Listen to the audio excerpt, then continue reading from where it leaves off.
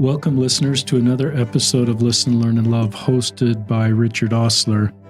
A trigger warning for this podcast. We're going to be talking about a gentleman who died by suicide.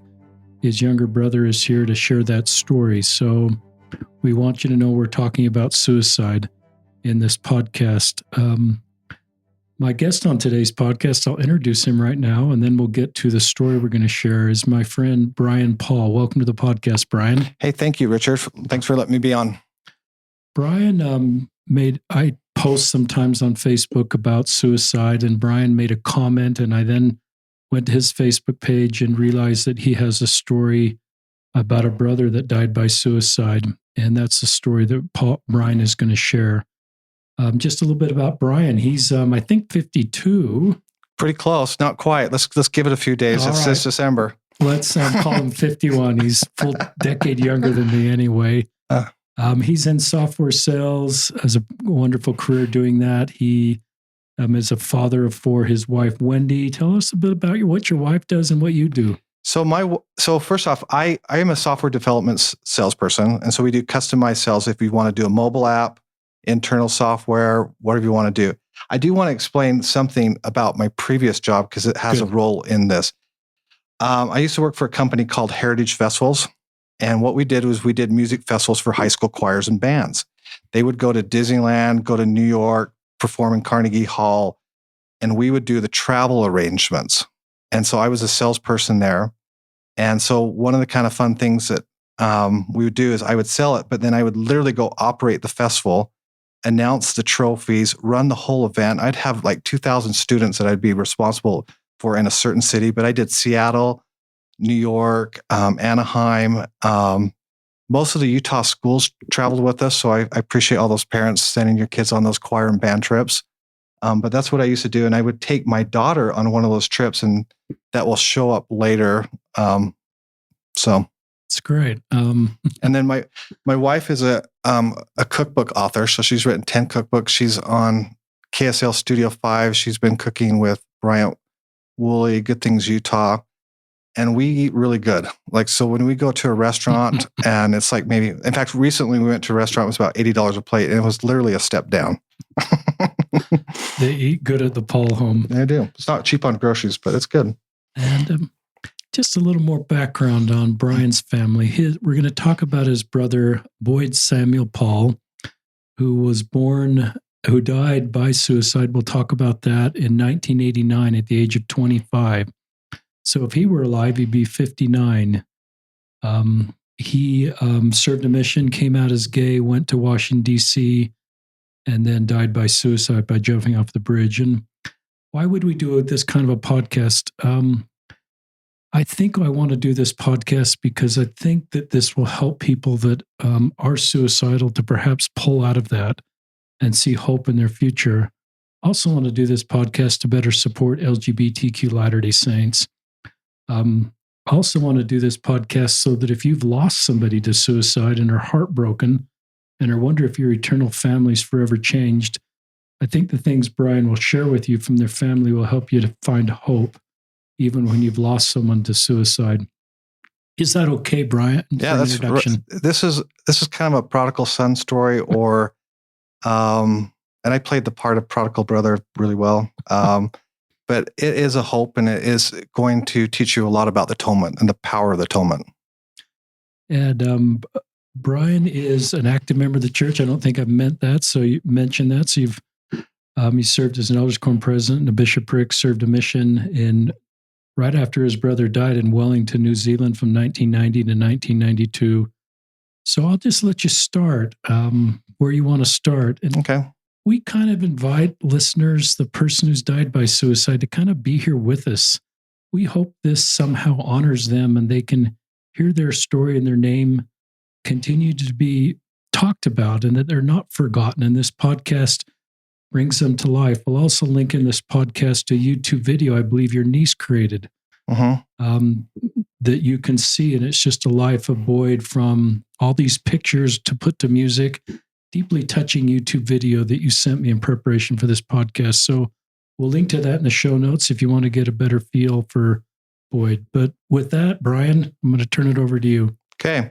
Well, my brother, there was an 8-year gap, 7 years, depending on how the birth dates roll out. And my brother was a very spiritual kid. I mean, he was probably a typical kid, but he was very religious, read the scriptures, loved, had a really deep, profound love for God. One of the fun activities, he loved our family history, but we would go on Memorial Day, we would go up all the way to Cache Valley. We have a lot of ancestors up there in different graves, and we'd kind of clean up the grave, but we would tell stories about our ancestors. My dad was a very family historian, and my family had a lot of spiritual stories. I mean, they all came across the plains, and they all had spiritual experiences. And so that's kind of what we raised. And he loved his family history. That was kind of his story to do that. So, but at that time, I was kind of the young kid, and I didn't really have a connection age-wise because we were 8 years apart. So I was doing playing with toys. He was off doing something else, you know what I mean?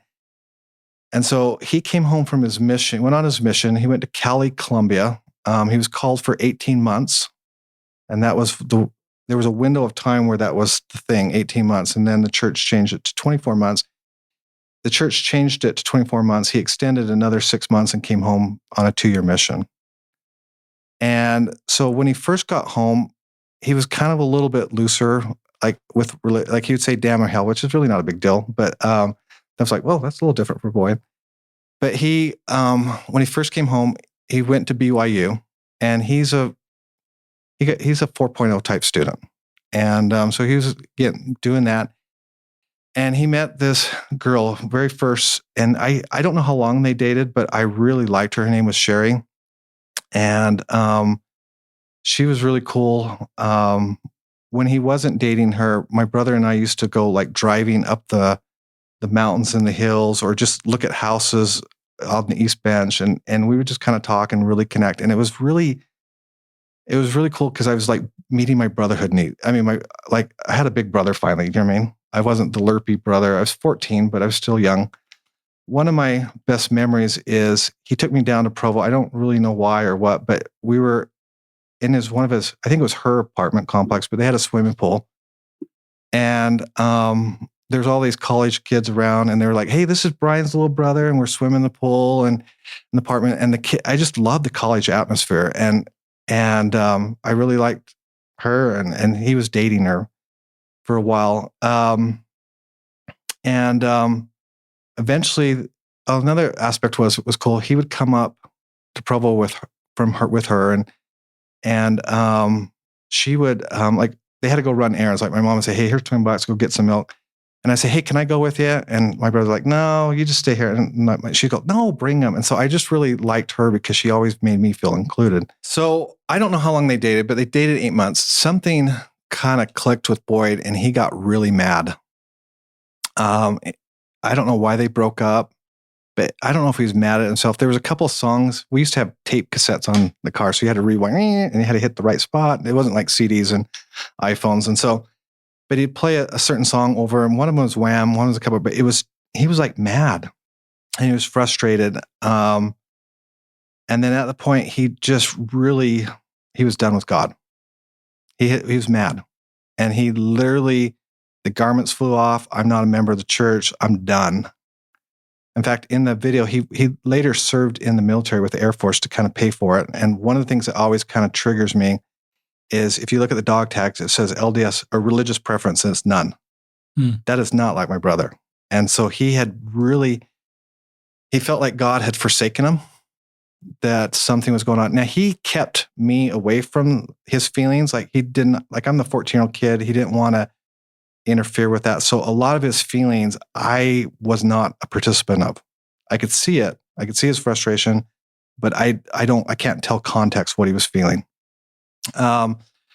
So he was really mad. He started to just like, okay, God, you're not going to help me. I'm going to sin. So he went to alcohol.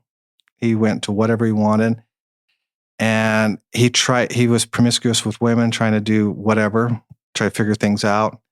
And it was like, this is not our brother. I mean, like, so our family's kind of freaking out, like, because Boyd was Peter Priestred, and all of a sudden he's like, what's going on? And we didn't really understand what was going on. He had some internal struggles. He was fighting something. and God was not helping him. And so if you're not going to help me, I'm on. And okay, fine. I've done everything I know how. So he started doing that, and then my parents were freaking out, like, what's going on? Total change of character. And then finally, he came out as gay. I mean, he kissed the girls. I didn't get it. So at that time, and my biggest problem was gay. So we have changed a lot in our society, but gay was a curse. I mean, when I went to Murray High School, when I went from one period, class to the next, I heard gay 13 times at least. And it was like, hey, get away, you homo. Hey, gay, like if we go to buy a shirt and it's like you get the blue shirt or the red shirt, don't buy the red shirt. That's gay. You know what I mean? It was just like, gay was like everywhere. And it was like the curse of gay. And so as a high school kid, I am guilty. All I want to do is be accepted. I had a great group of friends. I had 3 sets of friends. I had 30 friends that were like awesome friends. They were like peer pressure to do the right thing. I had another kind of guy friends that were in my ward, like my priesthood group, that we were really close and did a lot of stuff. And so it was really good. But Boyd started really changing his personality. And so it was really hard on our family. It was just, and we didn't understand him, that process of him leaving the church, being angry. And that was probably about 3 years, give or take. And it was just that whole cycle, just like, what's going on? When he came out gay, I literally took on a lot of shame. I was embarrassed. I was trying to accept that. Like, there was nothing positive. I mean, high school was ruthless on that. I don't know of anybody that came out gay in my high school. And I'm sure there were gay people, but nobody in their right mind would admit it. And we had, I remember, I think I was sick one time with Oprah, and she used to run her shows like Donahue, where she's going up the aisles, you know what I mean? And they put 2 gay people in the audience, and the whole audience just ripped on them. Wow. I mean, just ripped on them. And so like, I didn't hear anything good with that. And then we had in church, there was nothing really good to share with that. And there was just nothing. I had nothing to go off. You know what I mean? And I didn't understand why you choose gay. I didn't get it. Like, I was probably kind of like a 5-year-old where, okay, mom's pregnant, but how'd that baby get in there and how'd that baby get out? I really didn't know. And I didn't understand this process. And it was hard for me because my brother's personality changed a lot. And I felt I literally lost my brother. I mean, I was kind of like, I was having these good times with him. Like, I went skiing with him. I literally felt like I lost my brother. And that kind of thing. And I didn't want to tell my close friends. That was a secret. I'm sure everybody in the ward knew. I think my mom confided with someone and everyone said, hey, don't tell anyone but, hey, don't tell anyone but, So I think everybody knew, but everyone's top secret. And so I was just kind of going along, and I was really struggling with that. One thing I learned, my dad was really worried about my brother's salvation. And I've kind of learned that from that is not healthy. My dad was just really worried a lot. He'd read a lot of scriptures. He read Bruce Armick, the Spencer W. Kimball, Boyd K. Packer, and none of it was helpful. And it just kind of made things worse in my family. And so we were worried that the other thing that was really hard was AIDS came out at that point. Now, we've just went through this COVID crisis. There was a point where I couldn't see some of my family members because one of them had open heart surgery. And, it's like, hey, I got to be away. So my siblings was really worried about Boyd's behavior. And they were worried. He was a great uncle. He loved my nephews and nieces. And you'll see that on the video. So on the video, you'll see these little clips of letters that he wrote. Now, back in the day, phone calls were long distance, and Provo was long distance. And That's crazy. I know, but you could rack up $50 on a phone call. You remember that? I mean, people back in the day on the BYU devotionals talk about getting a loan on their car to pay for the phone bill for the girlfriend, that's far away. Long distance was expensive, and international was out the roof. So he would write these letters to my parents, and they would write back. And so those were clips of the letters that Jamie put in there. And one of them that hurts that when I see it is, I know Jason, I know Jamie, and he says, I don't know Sean. He was cut off. And so that was kind of hurt. So my mom was put on the pressure basically that who goes to these family activities. We have a tradition, July 4th, Labor Day, and my brother couldn't go. And so it stung. And that was the AIDS. It was AIDS. Just the unknown about. And you got to, like, what they told about COVID and how consistent they were. AIDS was off the roof. Yeah. I mean, it was breathing, it was saliva, it was this, it was that. It was all over the place. Yeah. I mean, I remember Tom Brokaw was on there and it was just all over the board. And it was scaring the crap out of everybody. And that's part of on the Oprah show where they were just ruthless to them, these two gays, because AIDS was out and it was ruthless. In fact, it was so ruthless at the school I went to, Murray High. I remember my friends, there's two football players. I don't know. I knew them, but I'm not friends with them. But they would go to the gay bars and for fun on the weekend, beat them up when they come out and looking for people that hold hands or whatever and beat the crap out of them. And the sad thing was my brother went to a gay bar up there. He'd go up to the gay bars up in Salt Lake. And one time, this was really rocked our family, but he came home. First off, he shouldn't be driving drunk. So that ticked off a lot of people in my family. The other thing is he threw up all this alcohol and booze. And my mom had to clean it up. And we didn't really know what AIDS was all about and what, all that kind of stuff. And so my siblings and me really turned on him on that one. Because this was like totally out of character for my brother. And the other thing that was hard was my brother could be beat up by those two high school kids and I just kept my mouth shut. I didn't dare tell my parents because they got enough on their plate. And we also had some other family crisis, like just economics, things were going on with other siblings. And it was hell in my family, what we were going through. Because it seemed like every storm was coming right at us. And it wasn't just Boyd, but it was other things. And so I just had this thing, and my dad was reading, like, hey, if Boyd does this, he's like, he denied God. He was mad at God. There is no God. And he was gay. He was doing all this stuff. And I remember my dad reading all these scriptures, and basically there was no hope. And it was interesting. I was with my friend, and I said, I don't know what this is, but I have a feeling my brother's going to commit suicide in 2 years. Or 3 years, whatever I said. And it was exactly when it happened. And I just had this feeling, goes, my brother is probably going to go to the telestial kingdom. And I had this feeling from the Spirit, no. And I go, the terrestrial kingdom? No. And I go, the celestial kingdom? And I just like, no way. And all of a sudden I had this envelop feeling come over me. It goes, never forget the power of forgiveness. Never. It was impactful on me. It was powerful. It was like I go, wow, everything I read was like contrary to what I thought. But the thing is, though, I mean, he committed suicide. I thought that I was taught in the LDS church that you commit suicide, you pretty much committed murder and you're gone, you're toast. And it was like, nope. And it was powerful to me. And so I just like, okay. But my dad was really worried about my brother. And so my brother had some system where he would hide his records or send them to Timbuktu, or he played the BYU game really well. And so then one of the ward clerks would come in, hey, Jody, we got your Boyd's records here. And so my mom would send him where he's supposed to be, and then he'd send him somewhere else. I know he played the game. I don't know what he did, but he was good. And he didn't want to transfer because he didn't want to lose credits and stuff like that. But he went to BYU Hawaii once just for fun and had a good time and stuff like that. And then he came back and he graduated, and he decided to take a job back in Washington, D.C. with Indian Affairs. And the other thing, I want to back up a little bit. I don't know. There's on his obituary. So he took on the name when he was gay at BYU, the name Sam. That was not something we're familiar with. We always called him Boyd.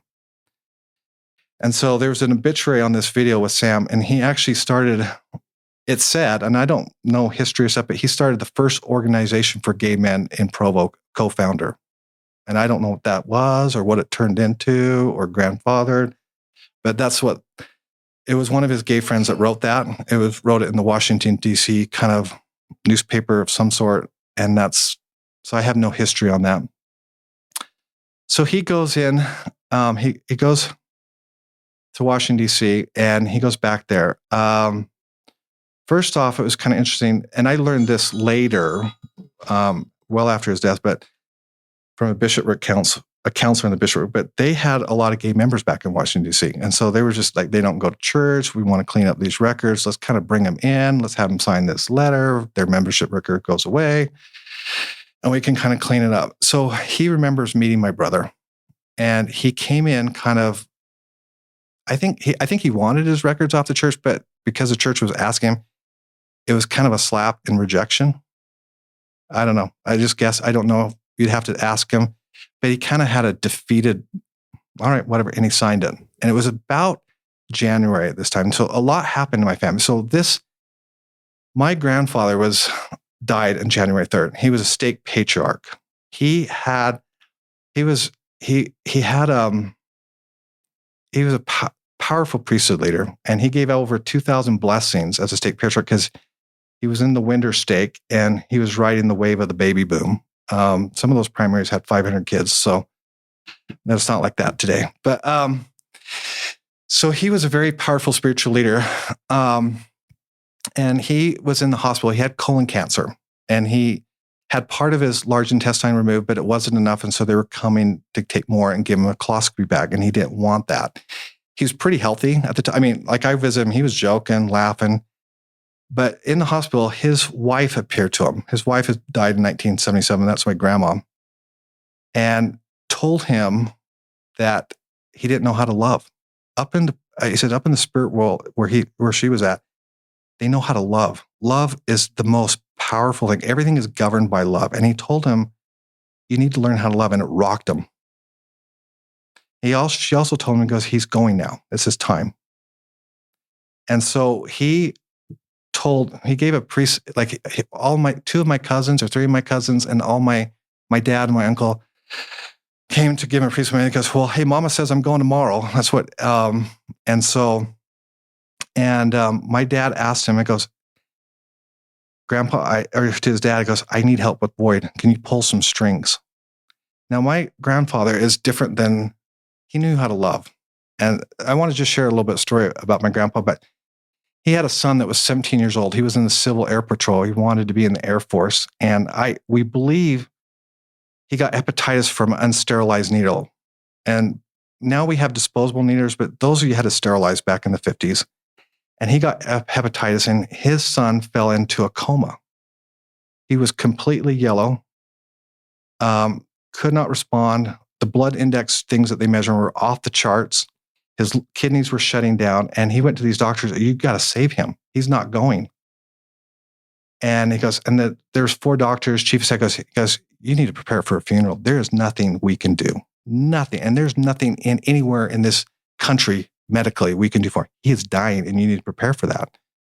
And my grandpa said, no way. And so he went and fasted for 3 days. And he had, he felt a council up in heaven deciding and evaluated his whole life if he was worthy of this blessing. And immediately an angel, he didn't see him, but one of the members of that council in the spirit world came down and says, bless the boy, and as you speak, so shall it be. And he blessed him, and he was healed. But my grandpa really knew how to love. One of the things that he did was, there was a lady, she had a family, and they had brain cancer, and this is in the 1940s or 50s. And the doctors were scared to operate on him. And she was scared to be operated with the brain because you never know if you're going to lose your eyesight, your hearing, what will happen. So he prayed for her health to be restored. And immediately he had a vision of this brain tumor. And he knew that those doctors could take it out with one scoop. It hadn't metastasized. He didn't know that medical term. And so he went and told her, and he promised her in the name of the Lord that you will not have any symptoms or issues, that they can take this brain tumor, but she couldn't convince her doctors. So he said, I'll tell your doctors. And so he talked to the doctors, and they took confidence in him, and they did it. And he pointed where it was, the size, and they did it. And it was like that. And he was just that way. One of them was, 3 things that were impossible to him. One of them was in the Korean War, And he would do this for other people in the war, but this one person was supposed to be a medic on the front line. And he did not like that because he knew the enemy would just kind of wait for the medic to come by and get 2 for 1.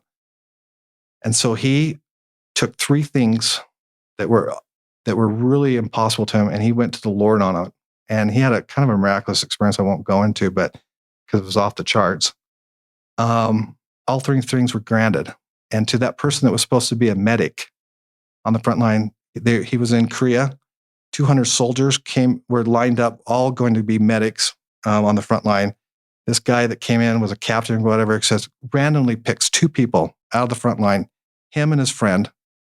And he says, well, you won't be able to be on the front line. You're going 30 miles south for the remainder of the war to an evac hospital. You're going to be a med tech. And that's how my grandpa rolled. One of them was when he had a funeral, like when he died January 3rd, 1989, a month before my brother died. I had the worst ammonia, flu. Like I wasn't able to go to the funeral. Every time I breathed, you could just hear the mucus. I couldn't speak. It was the worst one I ever had before and since. And so I wasn't going to go to the funeral. And so my parents said, okay, we're going to see you. And so about 20 minutes after they got to the funeral home, and about the time that they would say, hey, where's Brian? And go, oh, he's sick. I immediately felt hands laid on my head. Within minutes, the mucus was clearing out of my throat. My energy was coming back. And 10 minutes, I had my throat, I could speak and all that stuff. And it's just said, you are healed. Now go to the funeral. And so I was able to drive in high school. So here's where the bad part comes. So the jerky brother, my brother called to find out a little bit about my grandpa. He was very close to my grandpa. He worked on my grandpa owned a construction company. He helped build the original Bullfrog. He said he lost more tools in that lake than shake a stick at. But he loved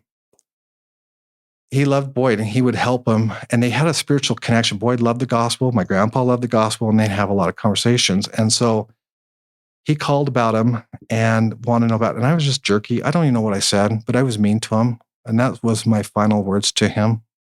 You're mean to your grandfather or to Boyd? To Boyd. He called about my grandfather's death. Got it. Sorry, I probably said that wrong, but he called about my grandfather's death, and I was just really mean to him. And so that was it. We then kind of on a little bit. So let me kind of date this. I actually pulled a calendar from 1989, but so Boyd wrote he was having a hard time. So he wrote this note on February 8th. It says, all my assets belong to Howard Davis Paul, my father. I sober mine, I so will, Boyd S. Paul. Oh. So he wrote that. That was on February 8th. February 8th is a Wednesday. And then somewhere on the 9th, he lived in Washington, D.C.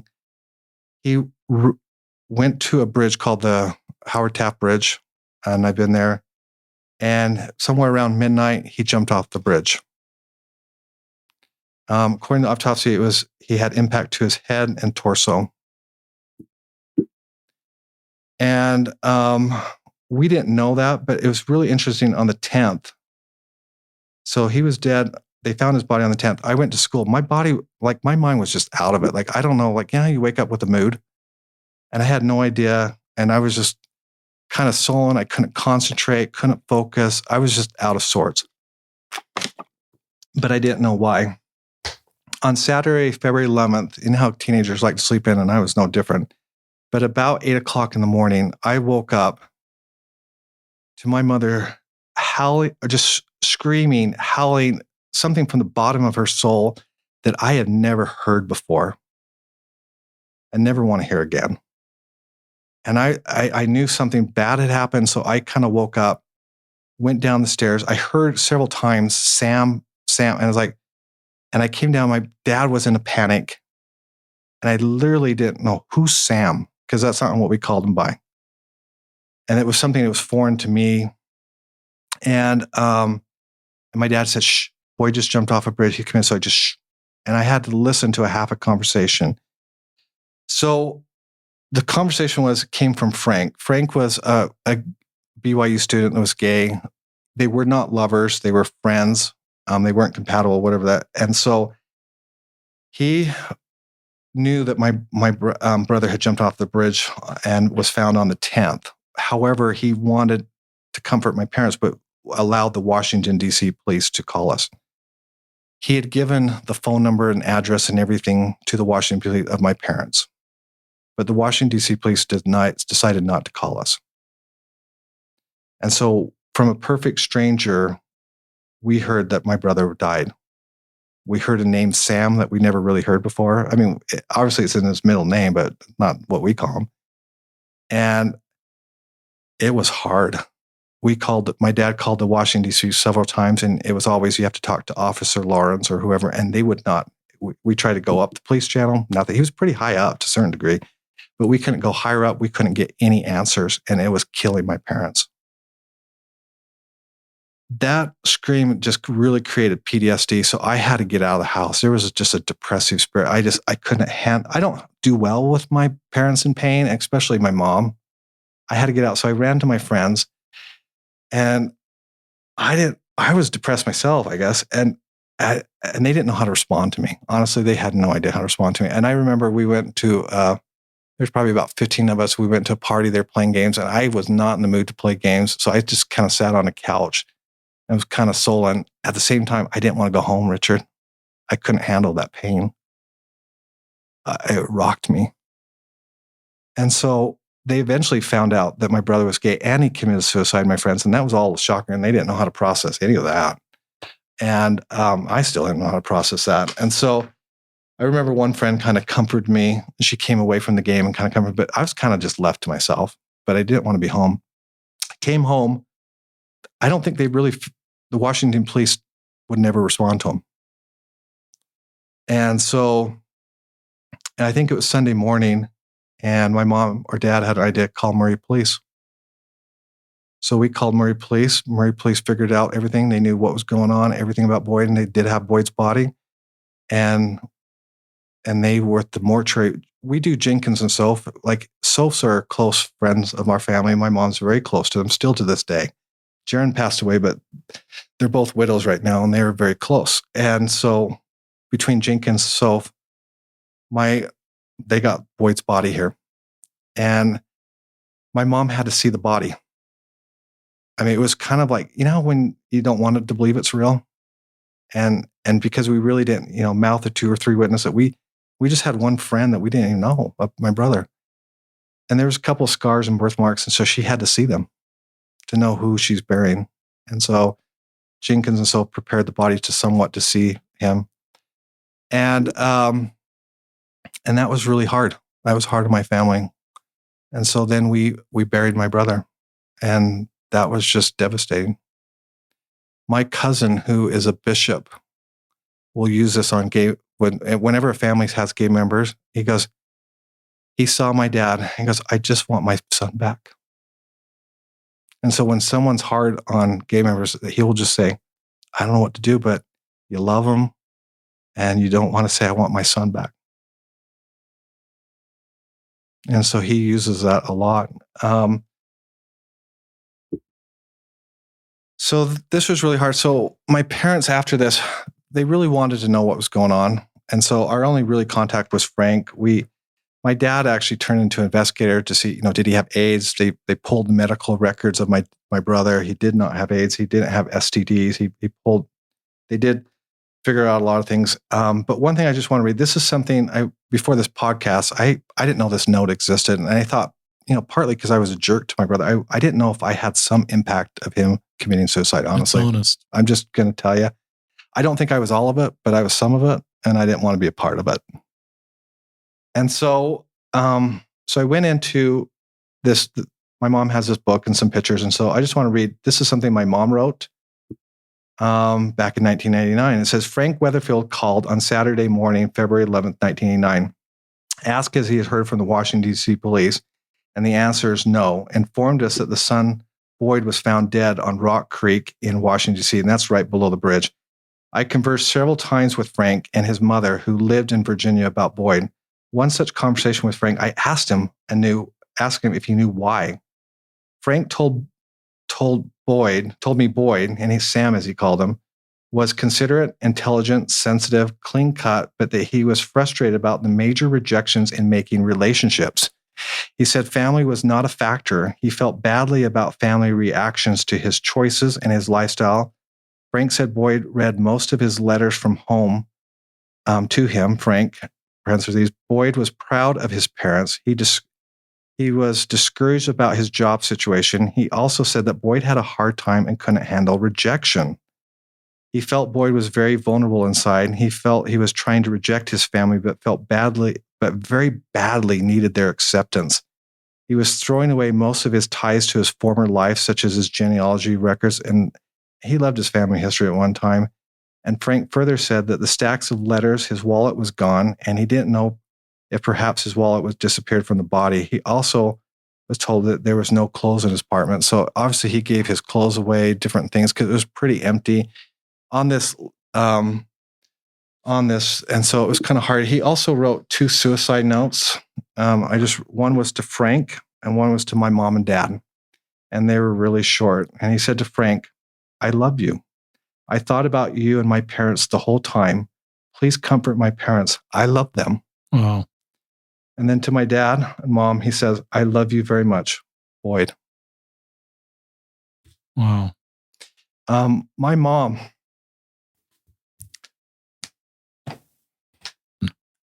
my mom, Boyd always loved my mom. My mom is over the top crazy good.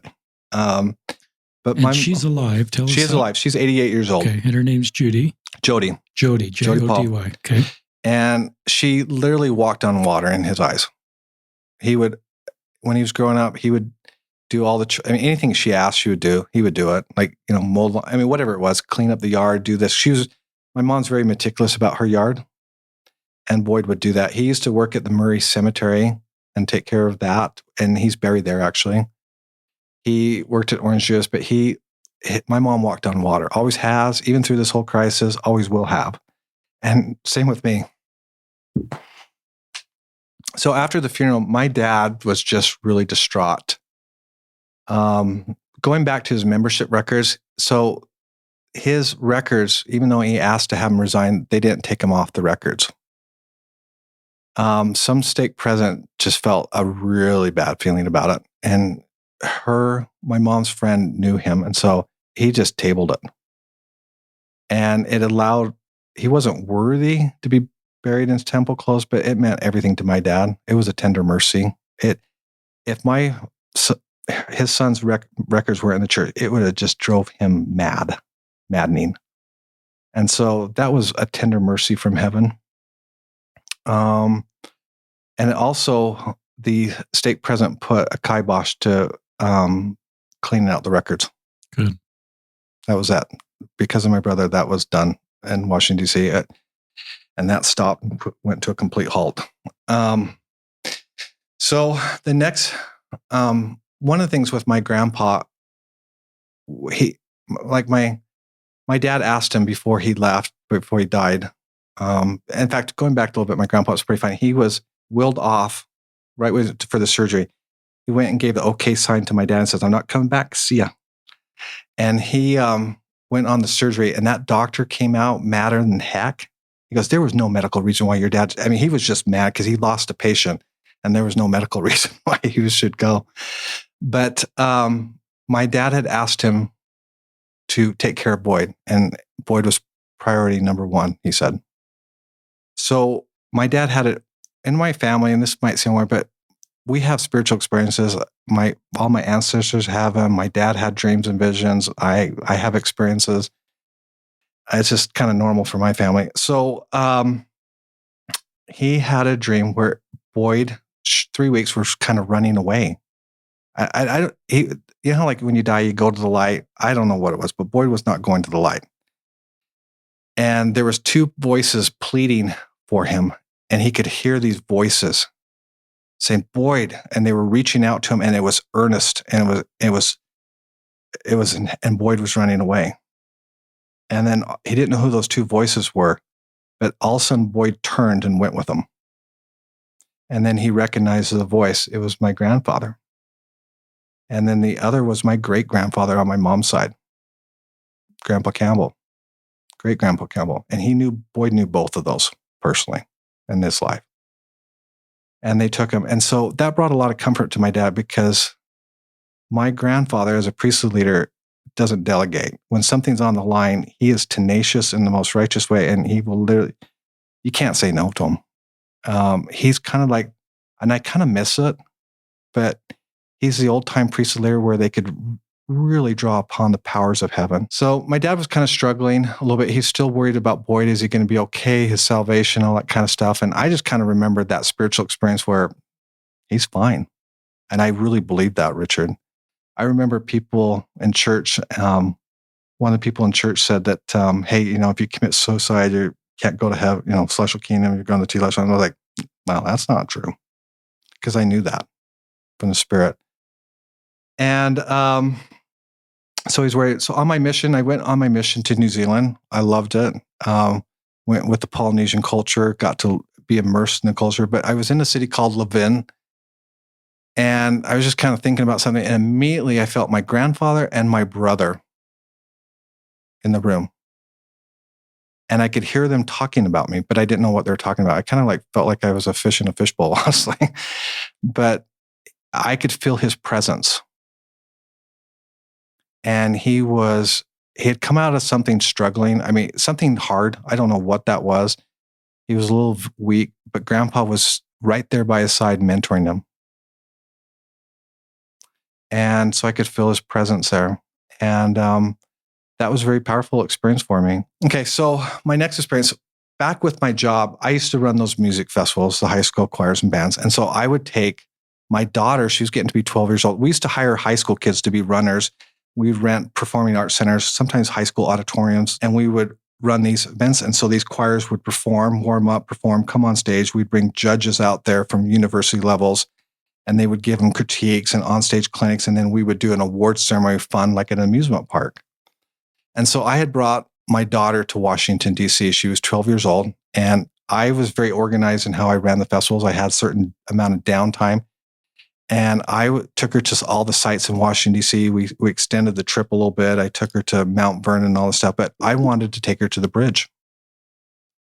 And so my Google can get you there. So I was taking me there, but it couldn't find me a parking spot.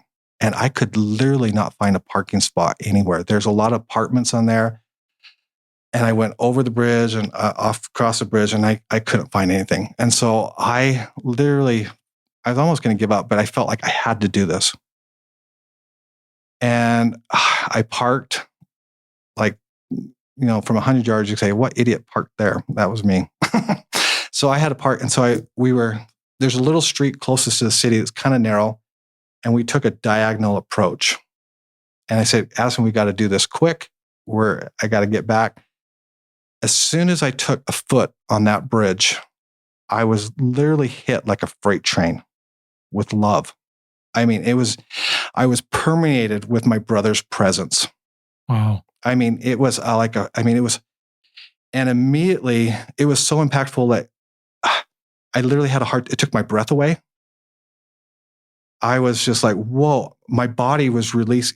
You release tears because it's just a relief. I was 10 feet away from the sidewalk, and I literally had to wipe my tears so I could and tiptoe up on the stairs, not the stairs, but the curb to get on the walkway of the bridge. My spirit literally took over from it, knew his presence, and it came back with a love of its own.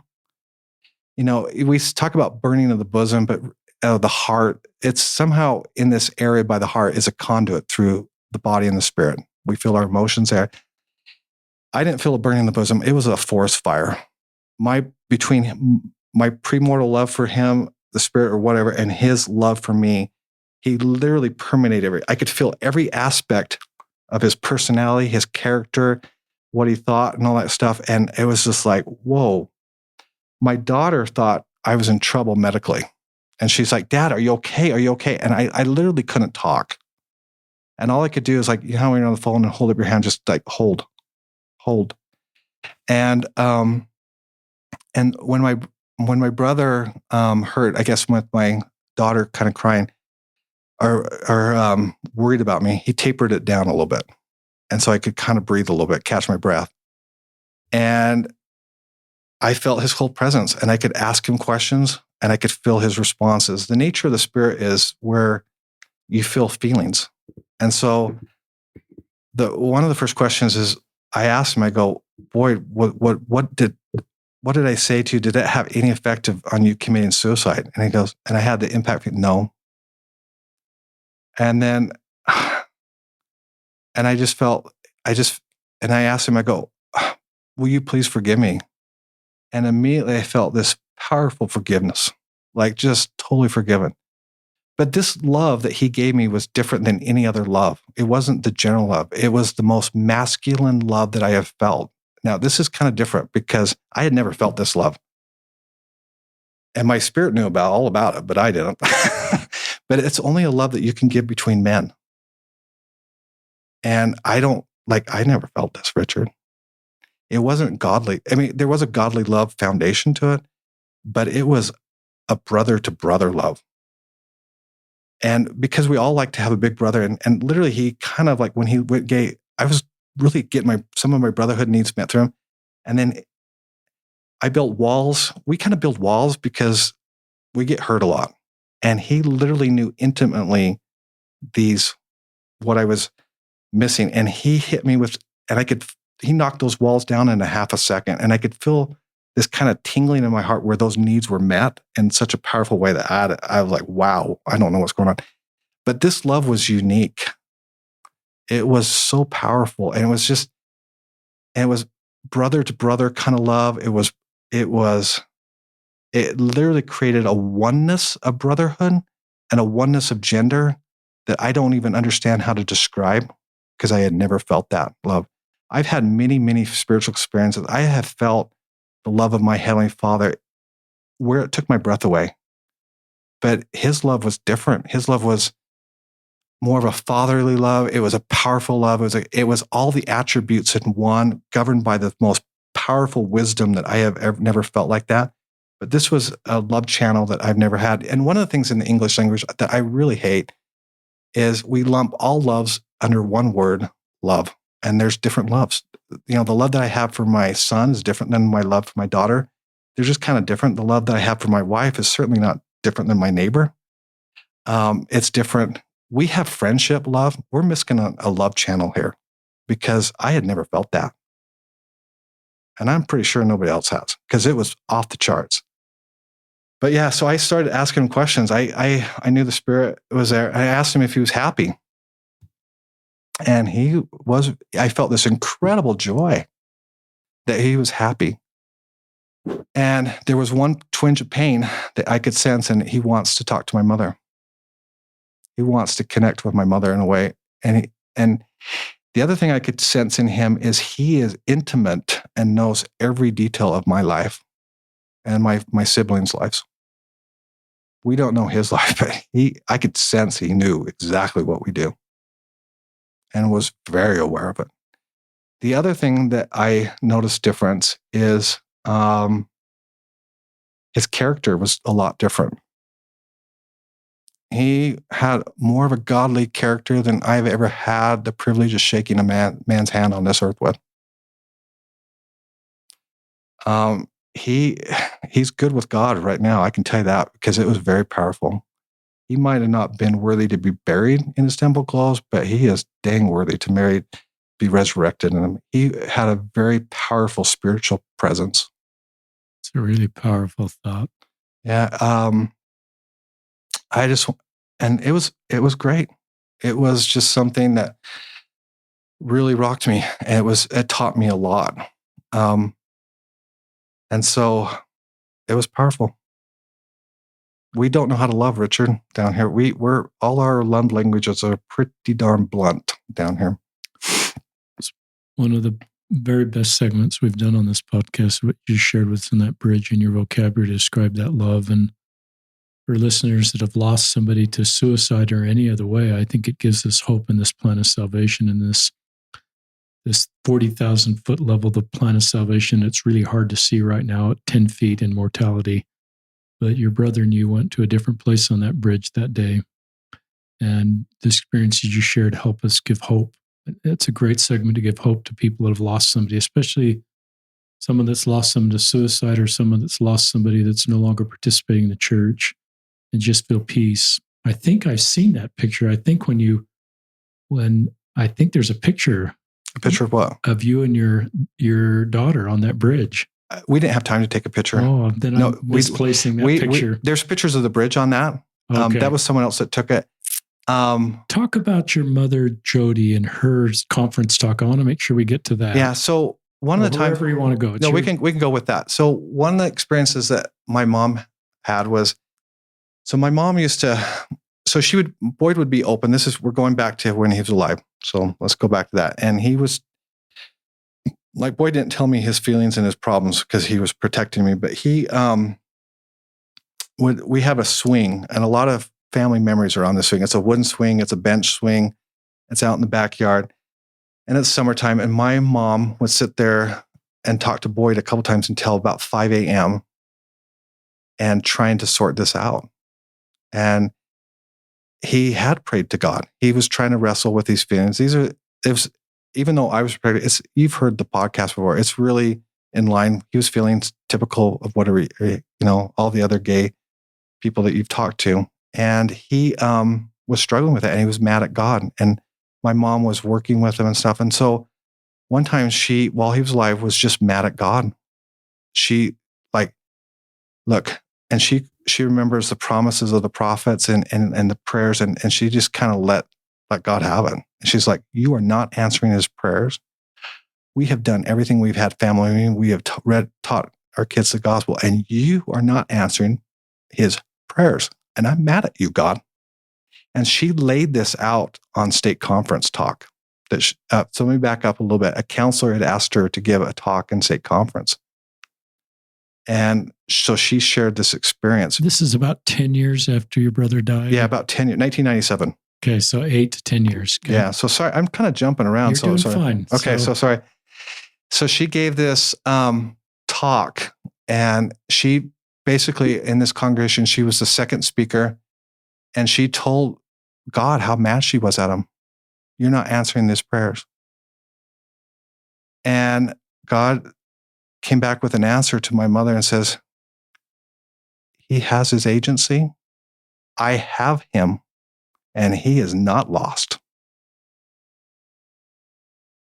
And it really helped him. And so she gave this talk because a lot of people in this church kind of believe in the limited atonement where, my brother, he committed suicide, he went gay. There's really no hope, you know what I mean? And she gave this talk, and it was so powerful on the atonement that it really kind of rocked the audience. I mean, the congregation. So a couple of stake presidency members felt like they should have closed the meeting. I think all three did. The meeting went flat after that. The spirit was so strong in the room, and it went flat after that. I kind of wondered why, but I kind of understand a little bit. So after that talk, I used to call them the 3-hour chats. I was living at home. I was in high school, but there was people would call and go, hey, Jody, I know you don't know me, but I'm in the stake, and I heard your talk, and my son is, or my daughter is, and she would get that. And then she would also get talks that, hey, Jody, I know you don't know me, but my sister's in your stake, and my son is, gay. And they would be the 3-hour chats helping them. And my mom's message is very clear, is you love them, you accept them, and you just turn it to the Lord and let him deal with it and be happy. One of the closing letters of my brother, it says, I will never forget you. I always love you and have hope in you. Someday you'll accept me. And I just want you to know that I really love my brother. He's been a trooper. I've also, I'm just grateful for him. So, moving podcast listeners, there'll be things that you pick up that'll be really helpful for you. I wrote down word for word what your mom said in that state conference talk. I have him. He is not lost. And I love you, Brian, talking about sometimes we think of the limited atonement. And I think she taught the full atonement there. It doesn't take agency off the road, off the table, or commandment keeping, but I think it gives us insight into, I have him. He's our heavenly parent, son first. He is not lost, and the peace that's given to your mother, Jody. I think your whole family, I think, has done a really terrific job. If your family's listening, Jody, if you're listening, I know your dad's gone now, but I think you've done a wonderful job in a very complex situation. Sister Paul, that swing of yours, and these conversations you're having with, I think you just did a great job. And I have to think part of the reason your son Boyd is in a good spot now is because of those conversations and your love and your understanding of the atonement. And here you've got this son, Brian, that's active in the church, raising a family, and the love and compassion he has and these experiences he's had with Boyd is just a wonderful insight, the atonement. I think this is a beautiful family love story. And yeah, every family has regrets, and I'm sure everybody would go back and do things differently, but that's why your podcast is helpful, is when we know better, we do better. And that's the reason I stepped in this space, is sort of rebuke the spirit of the things I said in the past and did in the past and want to do better and recognize that, really good people like Boyd come along. I think listeners, sometimes when I hear some of Boyd's behavior in his 20s, and I'm not a therapist or his bishop, but I think of the iceberg principle. What we see above the iceberg is the bad behavior. And you saw a bunch of that. Mm-hmm. And what's below the iceberg is often what's going on, and people numb themselves. They escape from that.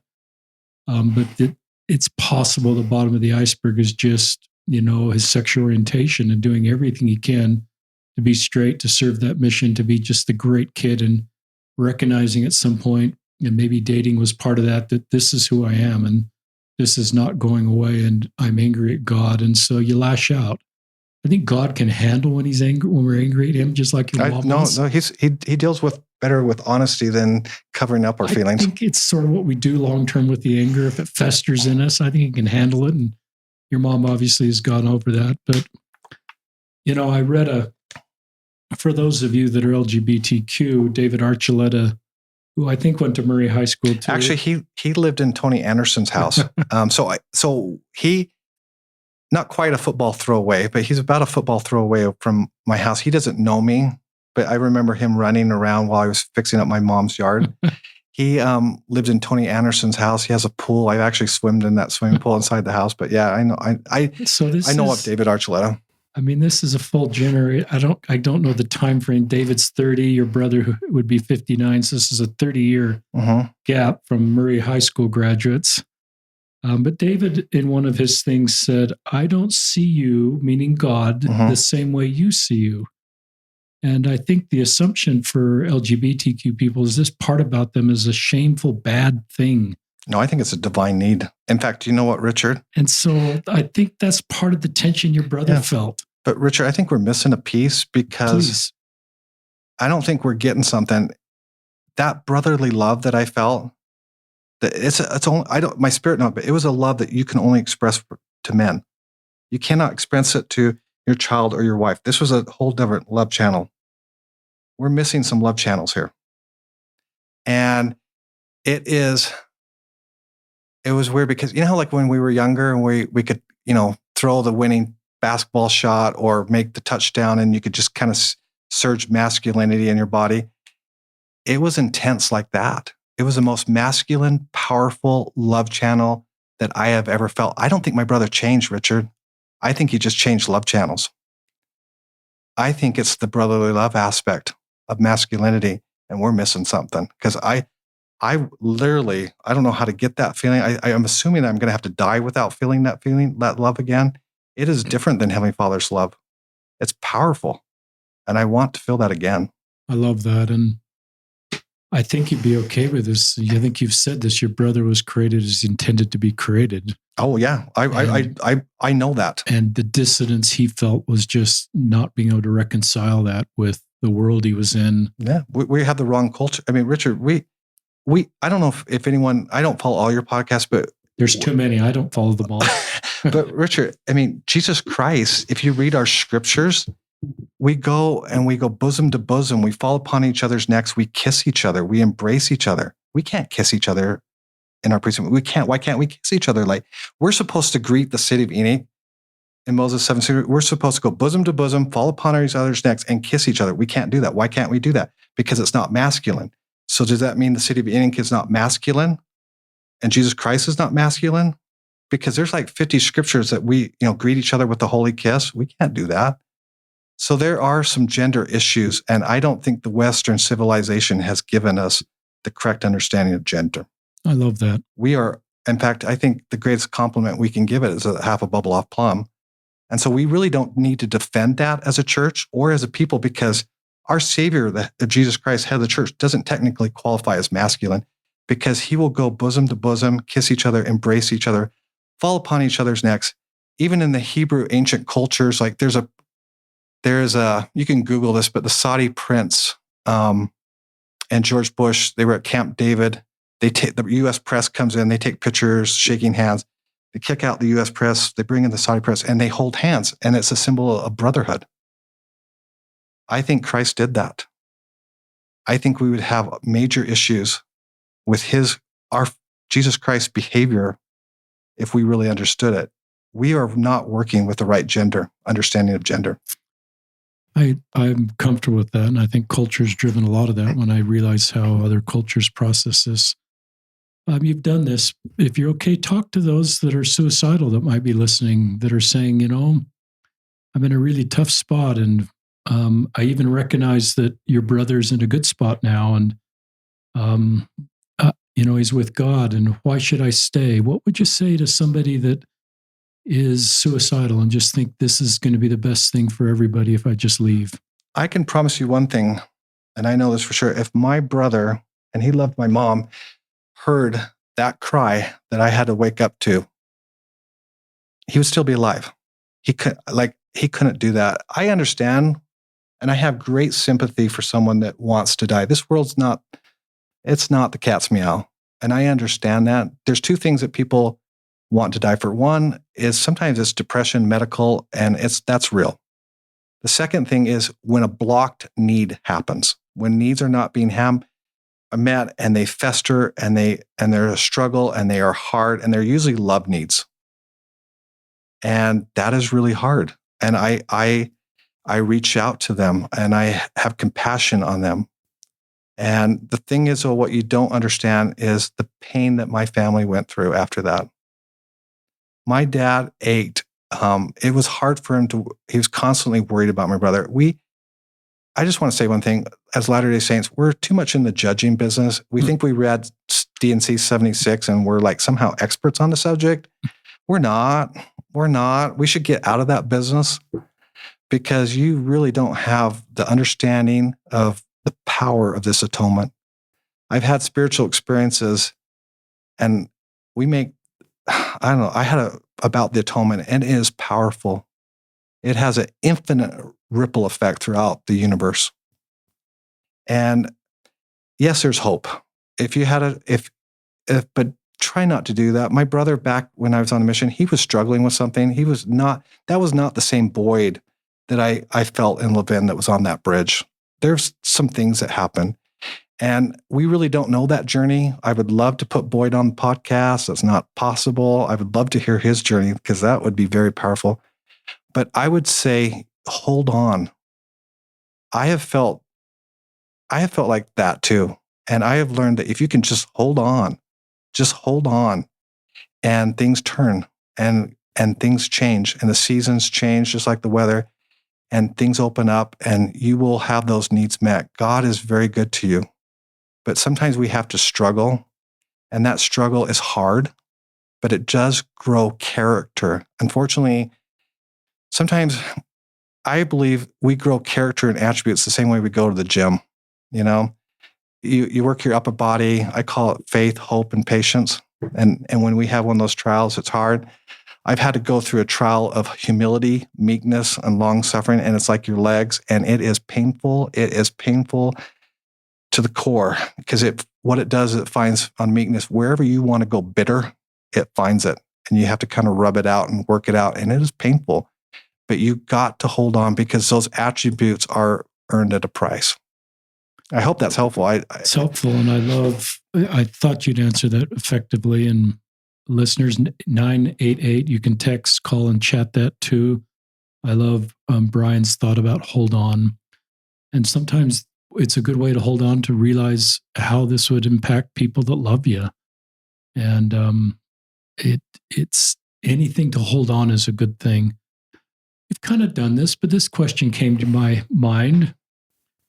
What do you think Boyd would say to your good mother right now? Well, it would be an embrace first thing. I know that. And it would probably be just as powerful as what I felt on that bridge.